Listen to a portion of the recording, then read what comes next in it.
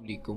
Brain haemorrhage एक ऐसी condition है जिसमें ब्रेन के अंदर मौजूद कोई ब्लड वेसल फट जाती है, जिसकी वजह से ब्रेन में ब्लीडिंग होने लगती है। ब्लीडिंग या तो ब्रेन टिश्यूज में होती है या फिर ब्रेन को प्रोटेक्ट करने वाली कवरिंग में।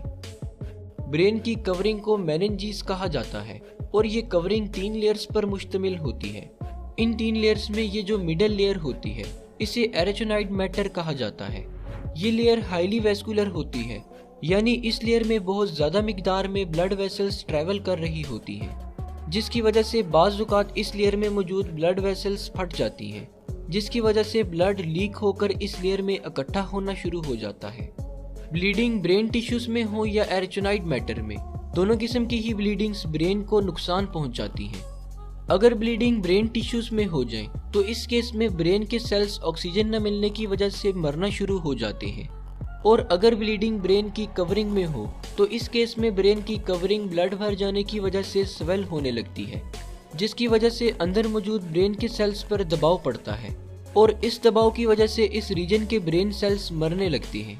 ब्रेन में ब्लीडिंग होने की बहुत सारी कॉसेस हो सकती हैं, जैसा कि सर पर कोई गहरी चोट लग जाना, हाई ब्लड प्रेशर की वजह से ब्रेन की रग फट जाना, ब्रेन में ट्यूमर का मौजूद होना, या फिर मरीज को कोई ब्लीडिंग डिसऑर्डर होना वगैरह। अगर ब्रेन हेमरेज के सिम्टम्स की बात की जाए तो जैसे ही किसी शख्स को ब्रेन हेमरेज होता है उसके सर में शदीद दर्द होने लगता है और इसके साथ वॉमिटिंग भी हो सकती है।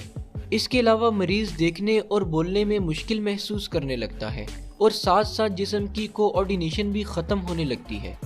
अगर ये सारी सिम्टम्स किसी शख्स में शो हो रही हों तो इसे फ़ौरन डॉक्टर के पास ले जाना चाहिए, क्योंकि अगर ब्रेन हेमरेज की ट्रीटमेंट में ज़रा सी भी देर हो जाए तो पेशेंट की डेथ भी हो सकती है।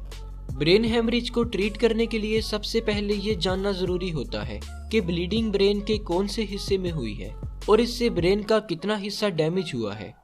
ये सब चेक करने के लिए डॉक्टर्स सीटी स्कैन या MRI करते हैं, और जब डॉक्टर्स देख लेते हैं कि ब्लीडिंग किस हिस्से में है और कितनी है तो इसके बाद ट्रीटमेंट शुरू कर दी जाती है। ज़्यादातर केसेस में ब्लीडिंग को निकालने के लिए सर्जरी परफॉर्म की जाती है, जिसमें पेशेंट के स्कल में सुराख करके ब्लड क्लॉट को ड्रेन कर दिया जाता है।